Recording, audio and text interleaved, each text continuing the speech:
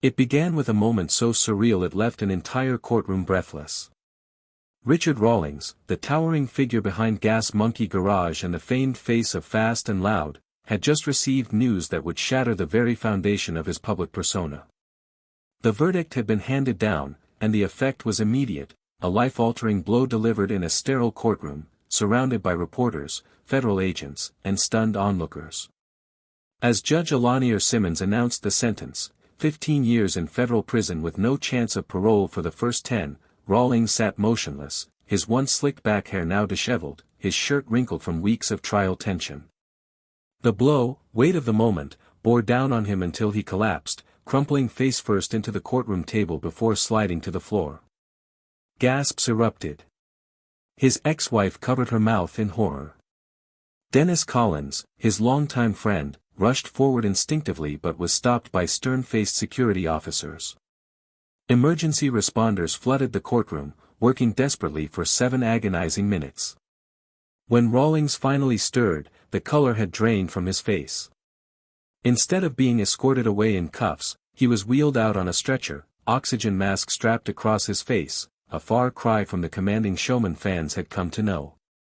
Veteran courthouse officer Raymond Wilkins, a man who had seen his fair share of celebrity meltdowns, summed it up chillingly: when that sentence drops and you realize your life is over, something inside just snaps. And snap it did. For more than a decade, Rawlings was a cultural icon, a symbol of swagger, speed, and showmanship. But the trial, which spanned 3 intense weeks, revealed a side of him that fans never saw coming. It all started innocuously enough in late 2023. A routine IRS audit into Gas Monkey Garage unearthed a few minor discrepancies, nothing unusual at first. But those discrepancies led to questions, and the deeper investigators looked, the more tangled and suspicious things became. Brick by brick, the empire Rawlings had built began to come apart. What started as suspected tax issues soon exposed something much darker. The audit revealed a complicated web of irregularities, strange debt patterns, suspicious overseas bank accounts, and personal expenses hidden within business records. According to Martinez Suarez, a retired IRS investigator, the clues were classic signs of financial misdeeds. But what they found next was beyond anything anyone expected. Prosecutors discovered what they described as one of the most sophisticated VIN fraud operations in the automotive world.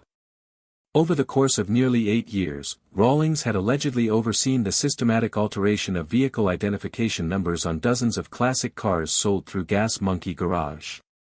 These weren't just slip-ups in paperwork, this was fraud at an industrial scale. Evidence suggested that many of the rare cars featured on his TV show were actually standard models disguised with counterfeit VINs and fabricated documents.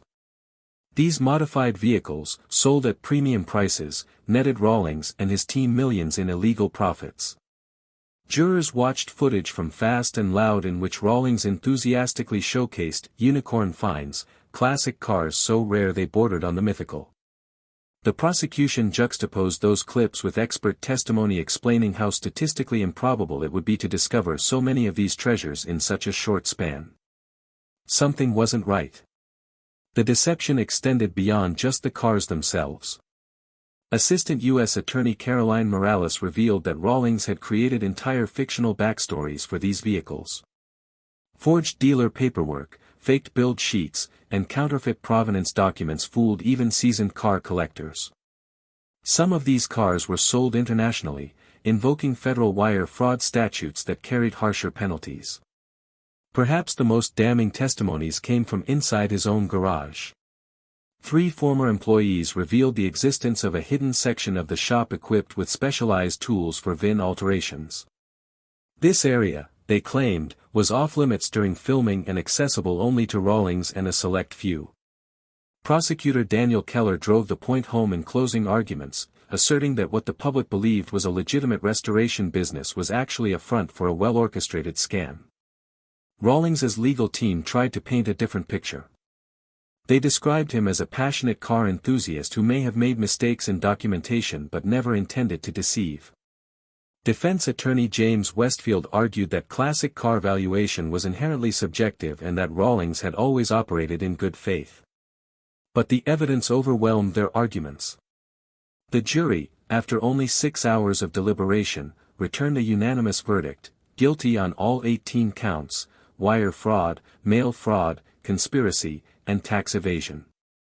The ramifications were enormous. By reworking everyday classic cars into what appeared to be rare editions, Rawlings had created a system that artificially inflated the value of his inventory. Prosecutors showed how even small modifications could skyrocket a vehicle's worth. A standard 1969 Dodge Charger might sell for $75,000, but with the right tweaks and paperwork, it could be passed off as a rare RT Hemi variant worth over $300,000. Rawlings's unique position as a TV personality only added fuel to the scheme. His fame gave credibility to the cars he sold. For collectors, buying from Gas Monkey Garage meant getting a piece of automotive history. What they got instead were sophisticated fakes. Prosecutors revealed Rawlings had access to high-end printing equipment used to create near-perfect replicas of factory documents. These forgeries were so precise, they fooled not only collectors but also insurers and auction houses. In total, investigators traced over $14 million in fraudulent profits from roughly 40 vehicles. But the scheme's downfall came when Rawlings got too ambitious. As his fame grew, he targeted increasingly valuable cars. The tipping point was a 1967 Shelby GT500, allegedly sold for $1.2 to $2 million to a wealthy European collector. When the buyer tried to insure it, the truth emerged: it was just a modified Mustang worth less than $200,000. The collector's video testimony during trial was heartbreaking. He described his admiration for Rawlings and how he felt betrayed. Prosecutors played recordings in which Rawlings personally vouched for the car's authenticity, sealing the wire fraud charges. The scandal rocked the collector community. Experts testified that the case raised doubts about the authenticity of many high-profile vehicles. Several auction houses quickly announced they would re-verify any car linked to Rawlings or Gas Monkey Garage. The damage to the industry's credibility was incalculable. The fallout was swift. Discovery Network severed all ties and began pulling episodes of Fast and Loud from their platforms. The once revered brand collapsed in a matter of days.